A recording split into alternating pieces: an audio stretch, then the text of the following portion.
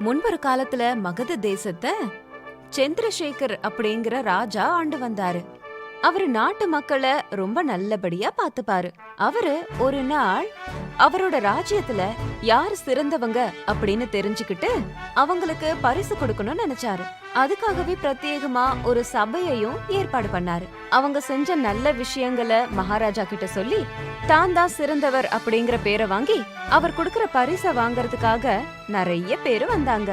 முதல்ல பிரசித்தி பெற்ற வியாபாரி அப்படிங்கிற பேர் வாங்கின சுப்பையா வந்தாரு. பிரபு, எங்க ஊர்ல நான் பெரிய கோயில் ஒண்ணு கட்டினேன் அப்படின்னு அவரு செஞ்ச சிறந்த வேலைய பத்தி சொன்னாரு. சுபையா, ஆலயம் கட்டுவதில் என்ன விசேஷம் உள்ளது? மகாராஜா, ஆலயம் கட்டுறதுக்காக தேச விதேசத்திலிருந்து விலை உயர்ந்த கற்களை இறக்குன. அது மட்டும் இல்ல, நல்ல சிற்ப கலைஞர்களை கொண்டு சிற்பங்கள் செய்தேன். நீங்க சொல்வதை வைத்து பார்த்தால் அந்த கற்களும் சிலையை வடித்த சிற்பியும் தான் சிறந்தவன். நீங்கள் எப்படி சிறந்தவராவீர்கள்? பிரபு, நீங்க சொல்றதெல்லாம் சரிதான். ஆனா இந்த வேலைக்காக என்னோட சொந்த பணம் ₹1,00,000 நான் கொடுத்தேன். அது சிறந்தது இல்லையா? அதை சிறந்ததாக நான் எண்ண மாட்டேன். உனக்கு வியாபாரத்தில் கிடைத்த லாபத்தில் தானே கோவிலை கட்டினாய். அந்த லாபம் மொத்தமும் நேர்மையாக கிடைத்ததா? அந்த கேள்விக்கு சுப்பையா பதில் சொல்லாம மௌனமா இருந்தாரு. அதுக்கப்புறம் மக்களுக்கு நல்ல விஷயங்களை போதிக்கிற குரு சுவாமி நித்யானந்தா ராஜாவைக்கு வந்திருந்தாரு. மகாராஜா, நான் சிறந்தவன் என்று ஒத்துக்கொள்வீர்களா? சுவாமி, உங்களை மிஞ்சிய சிறந்தவர் யார் இருக்கிறார்? மக்களுக்கு தேவையான போதனைகளை அளித்து அவர்களின் அறிவை வளர்க்கும் நீங்கள்தான் சிறந்தவர்களின் சிறந்தவர்களாகும்.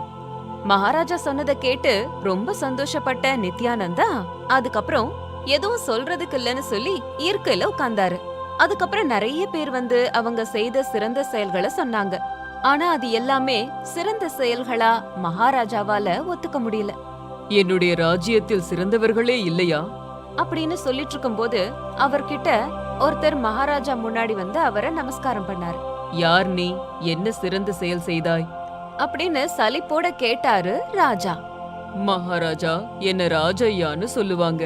நான் வீதியில பிச்சை எடுத்து வாழ்ந்துட்டு வரேன். பிச்சைக்காரனான நீ என்ன சிறந்த செயல் செய்தாய்? மகாராஜா, நான் பிச்சை எடுக்கிறது எனக்காக மட்டும் இல்ல. நான் பிச்சை எடுத்து சம்பாதிக்கிற காசை வச்சு நிறைய பேரோட பசிய தீர்த்துக்கிட்டு இருக்கேன். அது நான் செய்யற சிறந்த செயல் தானே. உங்களோட ராஜ்யத்துல இந்த நாட்டுல இருக்க சில மக்கள் அவங்க அப்பா அம்மாவை வீதியில தவிக்க விட்டாங்க. அவங்க எல்லாருக்கும் நீங்க ஒரு நல்ல வழிய காமிச்சு உதவி செய்யணும்னு தான் நான் இங்க வந்தேன். ராஜையா சொன்னதை கேட்ட ராஜா, சபாஷ் ராஜையா, சபாஷ் அப்படின்னு பாராட்டினாரு. ராஜையா, நீ ஏழையானாலும் உள்ளத்தால் மிக உயர்ந்தவன். நீதான் சிறந்தவன் அப்படின்னு சொன்னாரு. தன்னோட ராஜ்யத்துல பெற்று வளர்த்த அம்மா அப்பாவை நிர்கதியா விட்ட மக்கள் மேல ராஜாவுக்கு பயங்கரமான கோபம் வந்துச்சு.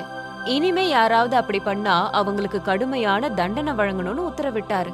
ஏற்கனவே பெற்ற பிள்ளைகளால கைவிடப்பட்ட மக்களுக்கு உதவி செய்யும் வகையில மகாராஜா அவங்களுக்காகவே ஒரு பவனத்தை உருவாக்கினாரு. அந்த பவனத்துல நல்ல வாழ்க்கைய அனுபவிச்சுட்டு இருக்க கைவிடப்பட்டவங்க ராஜையாவுக்கு நன்றி சொன்னாங்க. சிறந்தவன் அப்படிங்கிற பேர் வாங்க ஏதாவது செஞ்சிருக்கணும்னு அவசியம் இல்ல. பெரிய மனசு இருந்தா